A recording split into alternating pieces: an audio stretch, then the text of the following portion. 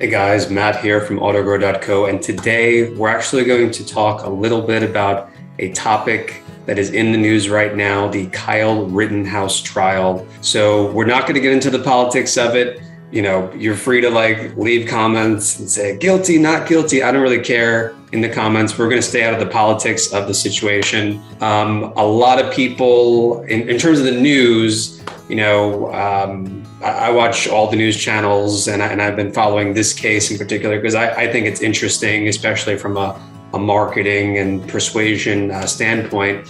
And so today, when I'm recording this, it's the last day of the trial. So both sides, the defense and the prosecution, they're making their closing arguments.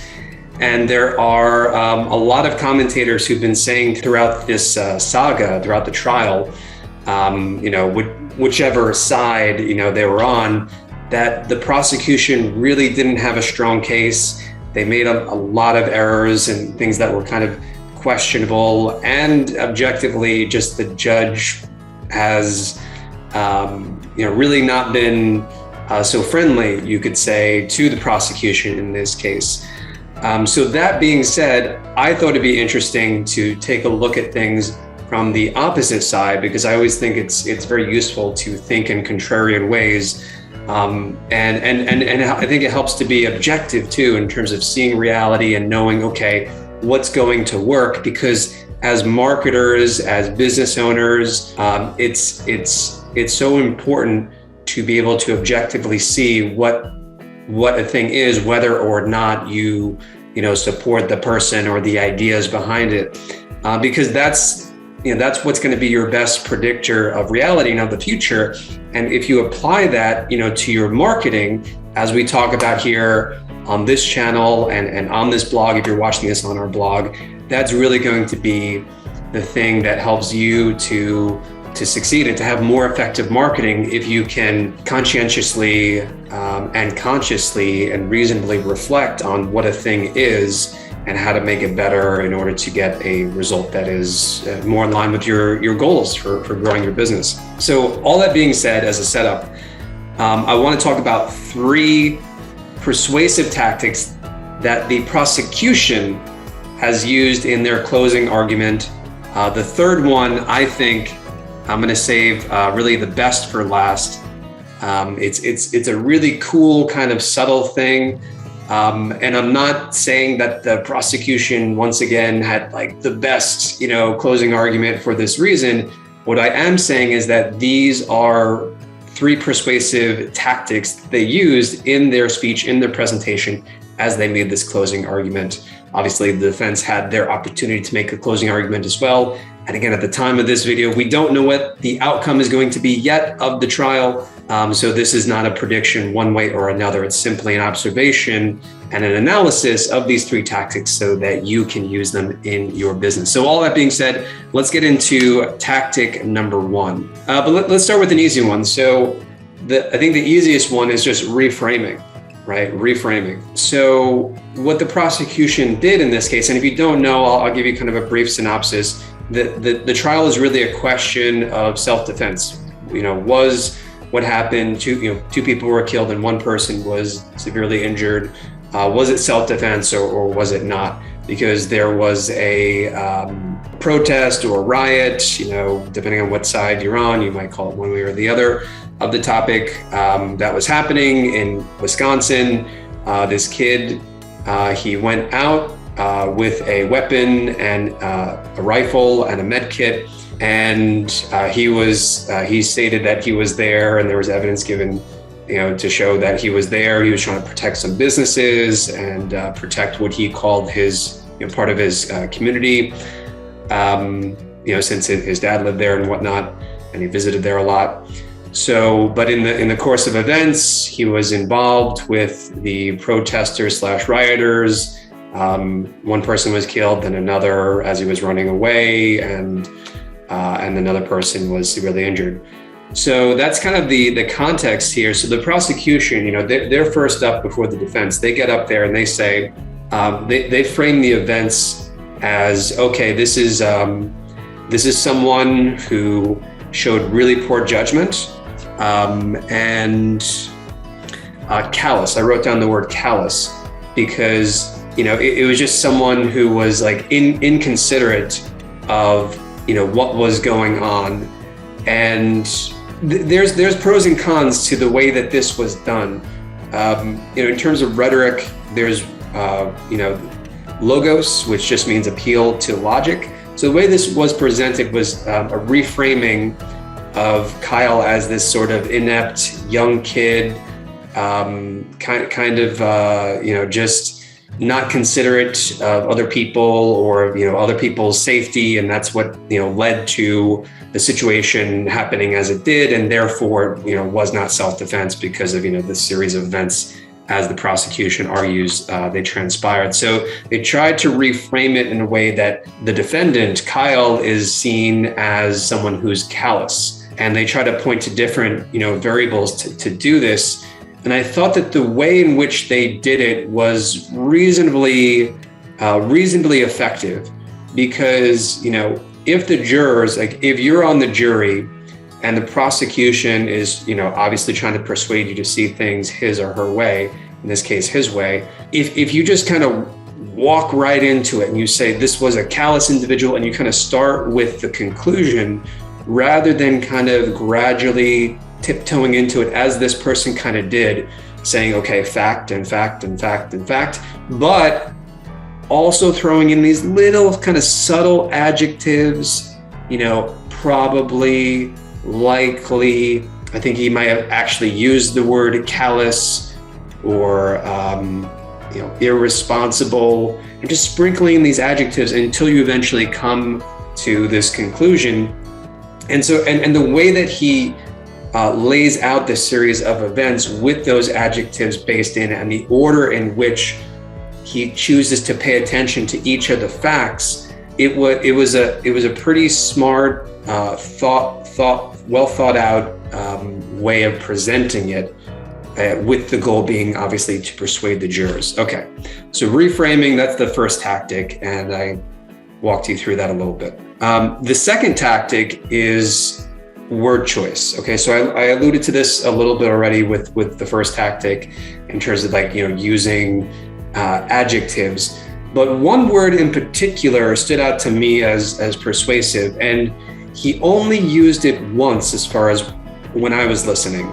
And it feeds into the framing strategy or tactic, if you will, that trying to paint the defendant, Kyle, the 18-year-old who brought the gun and, the events that precipitated, and whether or not, again, it was self-defense, the prosecution arguing that it was not, that it was homicide. The word choice in particular stood out to me. And this is something that when you're writing your own copy, that you can really kind of slow down, think about, and kind of methodically consider, what would be a word as powerful as this one. So the word that was used was cockamamie. So it's kind of what stood out to me is that it's not a word that's used. It's kind of a folksy word, just people just might kind of use it in conversation, but it's not like a word you would use in an essay per se. It's got a little bit of kind of down to earthness about it, and the meaning, I think most adults know the meaning of it. Let's actually look it up, because I don't want to kind of frame it as something that it isn't. Okay, so looked up the definition here. Ludicrous for cockamamie, meaning ludicrous, nonsensical, ridiculous, implausible. For example, a cockamamie theory. Okay. And he used this word in describing the judgment and sort of the attitude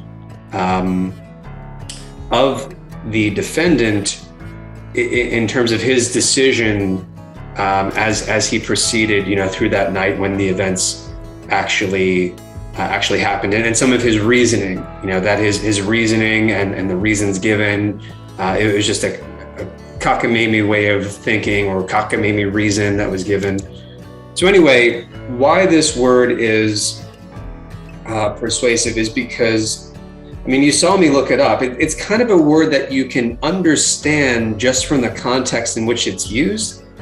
It's not so common that like, okay, cockamamie officially means ridiculous, implausible, like ludicrous, nonsensical. It's like, yeah, we understand that, we look it up, but you've heard it, several times in your life. In my case, I think I heard this from my mom in the past. She likes to use kind of more colloquial type of words and colloquialisms and stuff like that. But that's also why it's persuasive too, is that it's not so common. And so for that reason, it stands out all the more, and it's sort of like you can kind of fill in your own meaning to it based on the context. Further, there's a little bit of emotion when it's delivered, like, because he could have just said, it's unreasonable, it's implausible. But again, cockamamie, the word choice, again, not so common, used more in terms of like casual conversation. You're not going to use it so much as an essay. So he might be trying, the prosecution, to kind of like connect in this word choice with his audience, the jurors, right? Kind of saying like, I'm just like you in a sense, like, I'm not going to stand up here and use only legal words and legal terminology, but I'm going to kind of just bring it down to a basic level and say, hey, this is how I would describe it if we were just having a conversation. For that reason, the word is persuasive. It stands out. It's a little bit emotional. You could also, in that sense, say in terms of Autogro's 11 laws of sales funnel physics framework, obviously law of emotion applies. Now for the third and final tactic, and this one I think is really cool. You can connect it a little bit with the tactic of word choice. And you can see here, I'm holding up this sheet. It's actually my productivity system that I developed called the DOME task system. I recorded a video recently about it. And if you're interested in it, I encourage you to go check out that video on our YouTube channel or on our blog. It's probably easy to find on the YouTube channel. By the way, if you guys are liking this content, if you're liking this unscripted format where I'm also kind of talking about day-to-day things that I'm learning, that I'm observing, that I think might be valuable to you to also learn, and incorporate into your marketing, into your entrepreneurial journey or your marketing quest, please leave a comment and like the video and subscribe so that you'll get more content, and that helps to encourage me to keep producing videos and to keep getting better for you guys. Like the video, I appreciate it very much, and be sure to also subscribe to our email list as well, because we put out blog articles where these videos are incorporated into the blog articles. So we all know someone. This is the third tactic. We all know someone. We all know someone who blah, blah, blah, blah, blah. This was a phrase used by the prosecutor today in his closing statement. And I thought that this might have been the most subtle and effective. And he could have probably developed it a bit more, because he frames and tries to reframe Kyle, the defendant, as he's making his closing statement, not as just some kid who wanted to it was like a Boy Scouter. He wanted to frame him as someone who was incompetent, poor judgment. He pointed out his TikTok profile, and how in his bio line it said, bruh, I'm just looking to get famous. So he frames him. He uses some emotional word choice language, cockamamie, to describe him. But then he sort of brings it to a conclusion. He went on for like another hour after this, but he said, we all know someone who blah, blah, blah, blah, blah. And he said this after he described, and painted the defendant in this way, again, as kind of incompetent, bumbling, inept, just not having good judgment, and just sort of, fly by the seat of your pants, fly, off the cuff, improvising and Forrest Gumping your way through life, but not necessarily in a productive and certainly not in a positive way. And the reason why this, I think, is subtle and also very persuasive, is that it literally creates a black box in the mind of the listener, in the juror in this case, and it allows them to fill in the blank. Because, so we all know someone who that's the black box, because into that box, the listener will fill the face of someone and the name of someone. So it's specific and it's visual and it's personalized, because each person has a different answer to that. And so in terms of his delivery of, we all know someone who, I think he also took a moment to pause. If he did, that was smart, because it allowed the listener just to think like, well, oh yeah, like, well, the way that you're saying it, boom, face, name, right? And that creates an association that, between the defendant, who he's arguing, is X and Y and Z, and therefore should be found guilty. And this, person in the individual juror's life that they have, come across or friends or acquaintances with, that was in a similar way and in a similar way in a negative way. Okay, so it's persuasive, and again, it's kind of like a black box persuasion technique. It's an empty box, and you fill it with something that from your life and has its own unique meaning to you. So I thought that was a very cool and very subtle tactic. And I'm not saying necessarily that the prosecutor, I know that he definitely, took time to prepare a statement, but did he consciously choose each of these tactics? No, I'm not saying it's possible, but I'm just picking them out here as some of the most interesting. So what's your opinion though?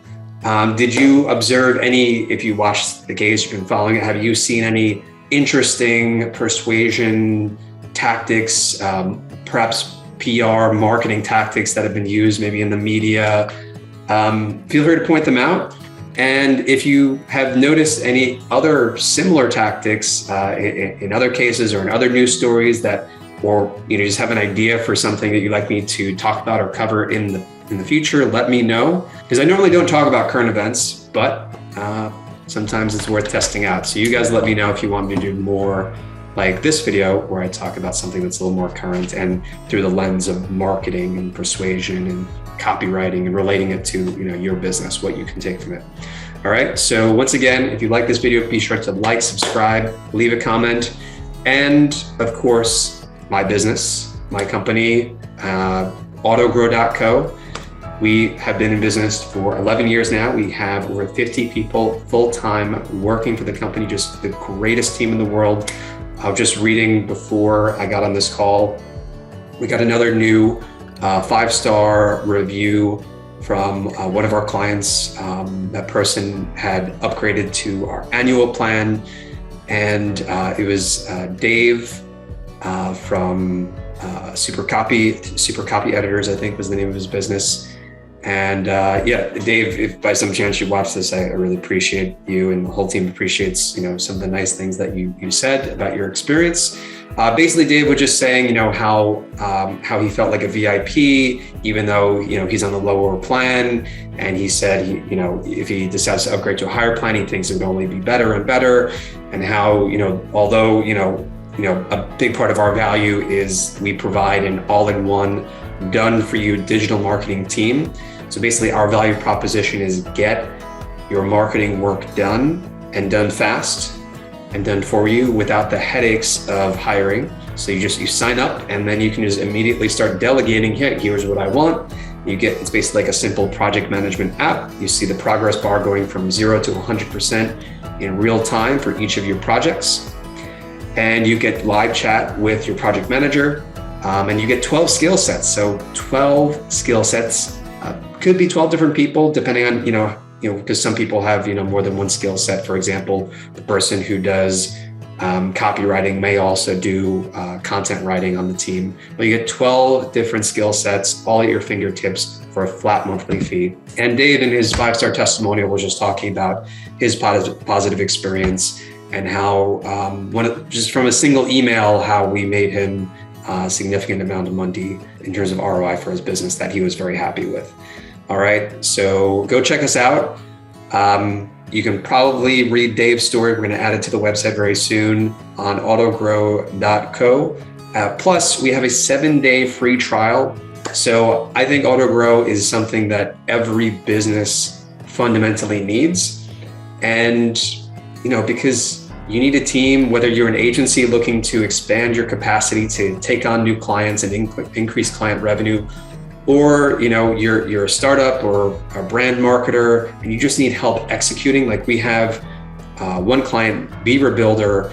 Their software is powered by over 1 million websites. They're obviously a very successful company, and they use AutoGrow, for just a very wide variety of tasks and projects that they want to get done for their marketing and their marketing funnel.